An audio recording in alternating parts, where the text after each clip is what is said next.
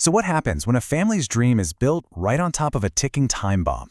Today, we're going to dive into Beneath the Allegheny Sky, a really powerful play by Tom Erb. It unearths his tragic, true story from his own family's past, a story all about love, ambition, and the devastating price of progress. And right from the get-go, you know this is going to be an emotional ride. The synopsis calls it a poignant exploration of love, family, and the human cost of progress. It's all set way back in 1894 Pennsylvania, and it really digs into that fierce tension between family bonds and the sometimes dangerous ambitions of a new industrial age. All right, so let's picture this. Our story kicks off in a little company town called Black's Run, in a home that's quite literally built on hope. This is where we meet the Remaley sisters, who are trying to carve out these new independent lives for themselves, right in the shadow of the ever-present and ever-dangerous Acme Powder Works. At the center of it all, you've got these two worlds just on a collision course. On one side, there's the Remaley family. You have the protective parents, John and Elizabeth, and their three daughters, Bella, who's a newlywed, Sadie, the ambitious one, and Nellie, the idealist. And on the other side, the men of the Acme Powder Works, whose lives and futures are completely tangled up with theirs. And this right here, this is the heart of the conflict. The Acme Powder Works. What did they do? They made dynamite. So for the whole community, this place meant opportunity, it meant a paycheck, a real way forward. But that opportunity came with this constant, lethal danger that was just hanging over everyone's head, every single day. Okay, so things really start to heat up when the parents show up for a visit. And this isn't your average warm family reunion, not by a long shot. It's more like a clash of generations, bringing all these deep-seated fears to the surface about the dangerous new world their daughters have chosen. And here's where you see the core divide. You've got John, the father. He's a Civil War veteran, and he looks at that factory and sees nothing but a mortal threat, a total break from tradition. But for his daughters, it's the exact opposite. It's independence, it's new romances, it's the chance to build a future on their own terms. It is the old world versus the new, and it's all playing out right there at their dinner table. And what are those dreams for the future all about? Well, a lot of it comes down to love. Young Nellie, she's falling for the shy but sweet Charles Robbins. Sadie, she's got her eye on the factory superintendent, Samuel. And Bella, she's already a happy newlywed, married to a hardworking guy named William. And here's the kicker.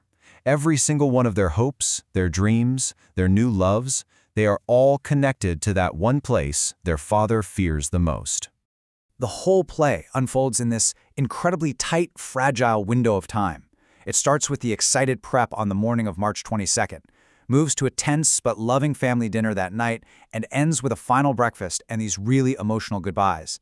And all the while, we in the audience, we have this horrible feeling in the pit of our stomachs because we know something they don't.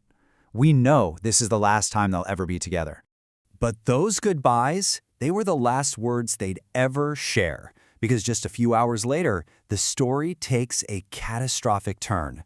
This is the day the sky fell. March 23rd, 1894. The time is 7:30 in the morning. The workday has just barely begun. Get this, 10,000 pounds of dynamite. It just goes up. It's a number that's almost impossible to even wrap your head around, and it just completely obliterates the world that this family had just been celebrating. And the newspaper headline from the Pittsburgh Commercial Gazette the very next day, well, it says it all. The language is brutal, it's direct, blown to atoms. This wasn't just some accident, it was total annihilation.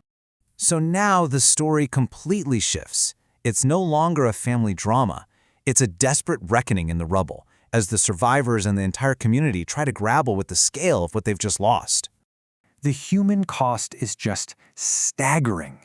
It's immediate and it's absolute. Over in the packing house, William and Bella Arthur, Sadie Remaley, and Charles Robbins, they're all killed instantly. In the wreckage of the boarding house, Nellie is found, critically injured. She doesn't make it, dying shortly after at the hospital. And just like that, in a single moment, all three of the sisters are gone. To really drive home the sheer horror of the scene, the play uses direct quotes from historical newspaper reports. And, just a fair warning, this is pretty graphic. It describes the impossible task of identifying the victims, saying that only a piece of a scalp with long brown hair made it possible for friends to identify Sadie Remaley's body. It's a devastatingly specific, awful detail. So what does the company have to say about this? Well, the proprietor, a Mr. McAfee, is quick with the response. He says the cause was fire, probably from a dropped match. He's quoted saying, "Some of the dead had matches in their possession." Right away, the blame is shifted onto the victims, the very people who can no longer defend themselves. But that's not where the story ends. Because out of all this unbelievable pain and grief, something else begins to grow. The story follows the survivors as they move from that grief to a new, determined cause. We fast forward 1 year, and we see the parents, John and Elizabeth, visiting the graves of their 3 daughters and their son-in-law. It's an incredibly sad scene, of course, but it's also a turning point. It's where they find a new purpose. So, what happened next? Well, officially, the explosion was just ruled an accident. Acme Powder Works, they kept right on operating, and tragically suffered even more fatal explosions in the years that followed. But John and Elizabeth Remaley refused to be silent. They became these fierce advocates for worker safety, transforming their unimaginable loss into a public fight for real change.